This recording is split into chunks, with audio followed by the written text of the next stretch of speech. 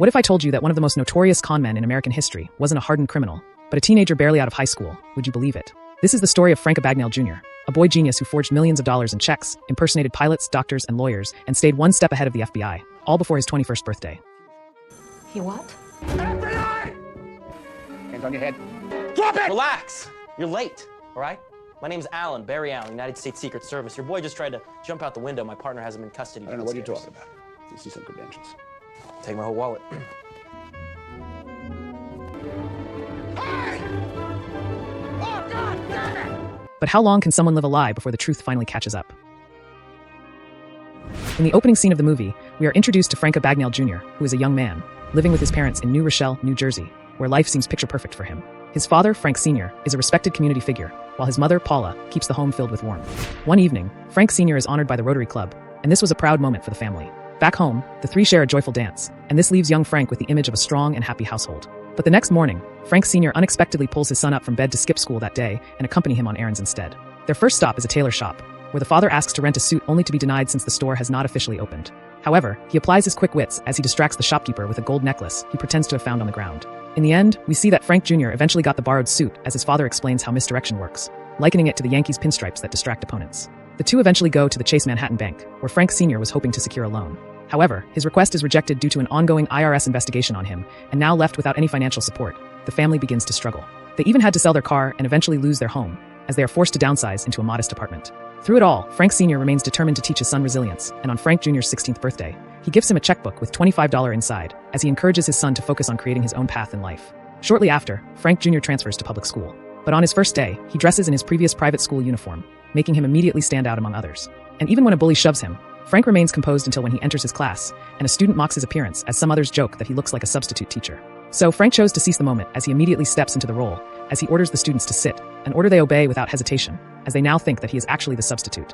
For weeks, he maintains the charade, fooling not only his classmates but even holding a parent-teacher conference. His deception goes unnoticed until the principal finally discovers the truth. His mother is shocked when she hears the news, as she worries about her son's behavior. However, Frank Sr., behind his stern expression, secretly admires the cleverness and boldness of his son. Frank Jr. arrives home one evening, only to be shocked by the sight of his father's friend, Jack, emerging from his mother's bedroom. Confused and feeling betrayed, he struggles to process what he just witnessed. His mother, though visibly uncomfortable, attempts to pacify him by offering money, as she hopes to keep him silent, but the damage is already done. Days later, his mood is shattered once more when he walks in to find yet another man in their home. Before he can lash out, the man who is an attorney calmly leads him into the living room, where both his parents are waiting. Then he is hit by the truth that his parents are getting a divorce. The attorney hands him a document and tells him to write the name of the parent he wishes to stay with. But he is overwhelmed with emotion and unable to choose between them. Then without a word, he runs out of the house and continues through the streets until he finds himself at a train station.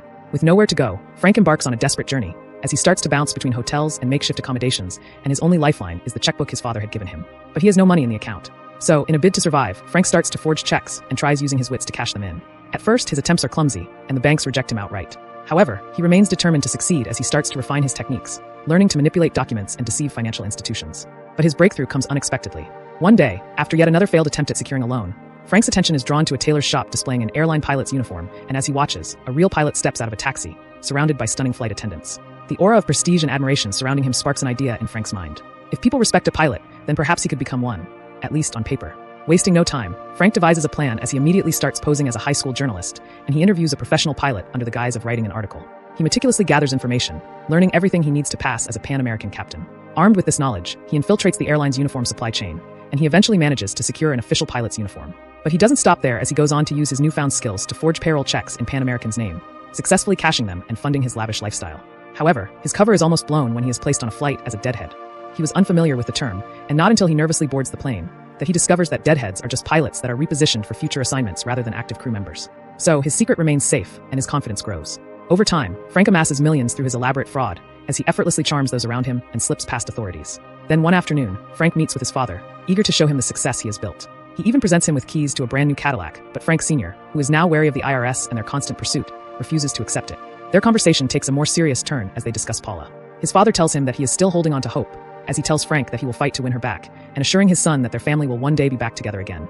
In the meantime, FBI agent Carl Hanratty starts his pursuit of Frank, and as he follows his latest lead, Carl tracks Frank to a hotel where he is currently staying.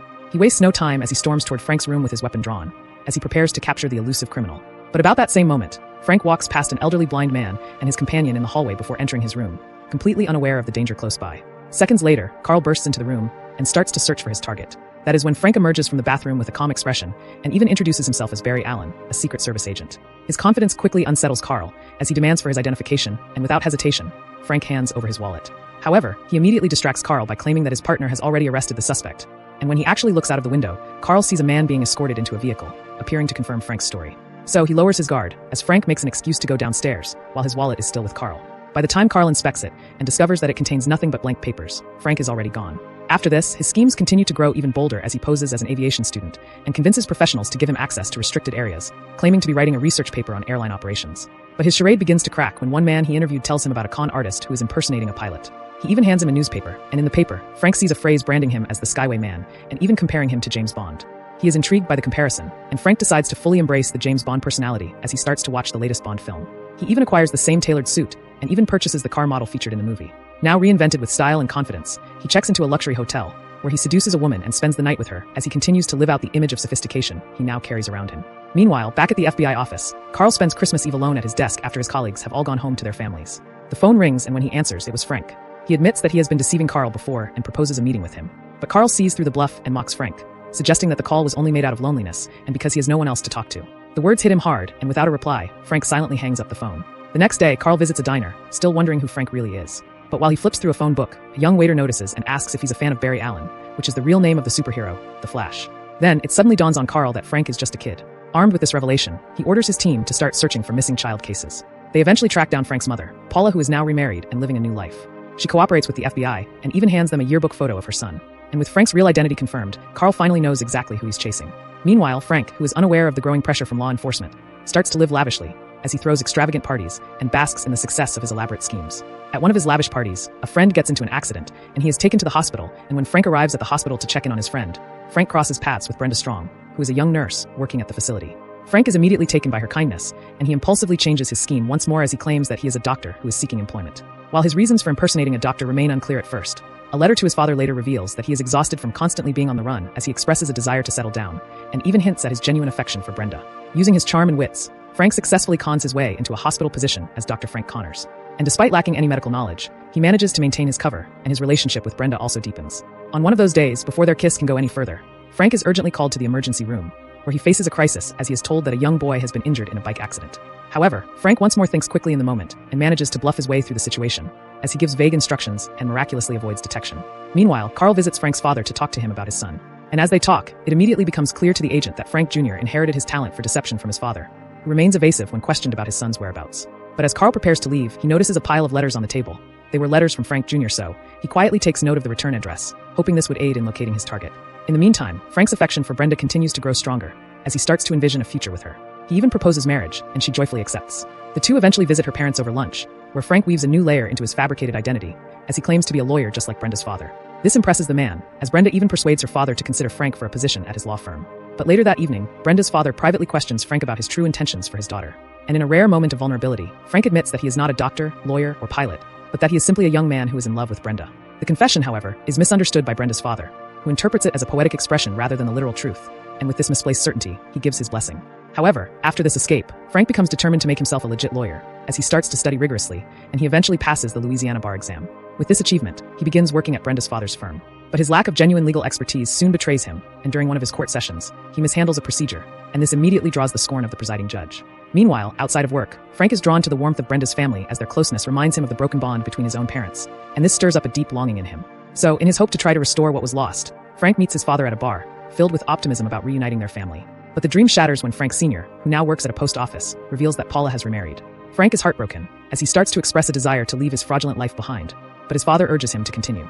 This leaves him torn between seeking stability and escaping, and as he leaves, he knows that he cannot stop running. So, a few days to Christmas, Frank calls Carl once more and offers a truce. He even tells him of his plans to marry Brenda, but Carl tells him that he can't relent now as the law doesn't leave no room for compromise. The statement made Frank quietly accept his reality, as he wishes Carl a Merry Christmas, and ends the call. But Carl quickly acts on the lead as he acknowledges that if Frank intends to marry, he will have to keep his real name, and this will make him easier to track. So he follows this clue, and after finding out the location, Carl infiltrates the wedding party. However, Frank spots him first, and he immediately rushes Brenda to his room and finally reveals the truth to her. He tells her everything, then instructs her to meet him at the airport in 2 days. With that, he says a painful goodbye and disappears once more. And before Carl could enter the room, Frank had already vanished. 2 days later, Frank anxiously waits at the airport, his heart lifting when he spots Brenda in a pink top with her luggage in hand. But his excitement quickly fades when he notices men in black suits around her and in strategic positions around the airport. Realizing he's walking into a trap, Frank immediately aborts the plan and drives away. Meanwhile, Frank soon realized that the FBI now had eyes at all the airports, meaning that he can't escape unnoticed. However, he soon devised a new strategy as he disguises himself as a pilot once again and launches a fake internship program. He manages to recruit 8 young women from a nearby school as he continues to work on his plans to escape without triggering Carl and the security officers at the airport. In the end, Frank executes his plan and walks confidently through the airport doors in full pilot attire, escorted by his entourage of beautiful flight attendants. The security team are even momentarily distracted by the beauties, and this allows Frank to slip away once more as he eventually boards a plane and vanishes overseas. After 7 months, the FBI agency becomes exhausted with the relentless pursuit as they begin to lose interest in the case except for Carl, who remains fixated on catching Frank. Then one day, he gets a breakthrough. Carl realizes that the checks Frank has been passing are no longer forgeries, they're genuine. This revelation leads him to consult banking experts, who explain that the type of machine producing such checks is commonly found in certain foreign countries. Then, Carl remembers a detail about Frank's mother's hometown in France. And after connecting the dots, Carl deduces that Frank is likely hiding in his mother's hometown in Montrachet, France. So, on Christmas Eve, Carl finally tracks Frank down. As locals gather at a nearby chapel, he enters a small factory and finds Frank, exhausted and messy, printing counterfeit checks by the hundreds. But at that moment, Carl no longer sees him as just a criminal. Instead, what he saw was a lost soul who needed help. So, he expresses his genuine concern as he warns Frank that the French authorities were enraged at him, and they plan to kill him if he doesn't come with him immediately. Now out of options and with no way of escape, Frank finally surrenders. However, when they reach outside, instead of being taken by Carl, he is immediately apprehended by the French police to be locked away in prison. But before they take him away, Carl promised that he would find a way for him to be extradited to the United States. The harsh conditions of the prison in France nearly claims Frank's life, but Carl eventually negotiates his extradition back to the US. During their flight back to the United States, Carl casually questions Frank about how he managed to forge his way through the bar exam. To his surprise, Frank admits that he had studied for 2 weeks and passed it legitimately. Moments later, Carl eventually delivers the devastating news that Frank's father has passed away. The news shatters Frank, as he feels that he has been stripped of whatever little purpose he had left. And as the plane begins its descent, Frank excuses himself to the bathroom. And by the time the plane finally lands, Frank has vanished again, as he slipped through the bathroom stall and disappeared into the crowd. Now a fugitive once more, Frank goes to his mother's new home, as he hopes to at least find some comfort there. But when he arrives, he watches from a distance as Paula tends to her new family, now remarried and even raising a young daughter. The sight devastates Frank, as he sees that she has completely moved on from their old life. Realizing he no longer has a place in her world, Frank finally surrenders, exhausted from all the running from the FBI, as Carl and the other agents take him into custody. He is eventually sentenced to 12 years in a maximum security prison, and this seemingly marks the end of his story. Yet Carl continues to visit him in prison, as he tells him that he has recognized something unique in him. And during one visit, Carl shows him a difficult fraud case under investigation. But within seconds, Frank exposes the counterfeit and even identifies the corrupt bank teller responsible. Impressed by his fast and precise answers, Carl petitions for Frank's early release under one condition: that he use his skills to aid the FBI's bank fraud division.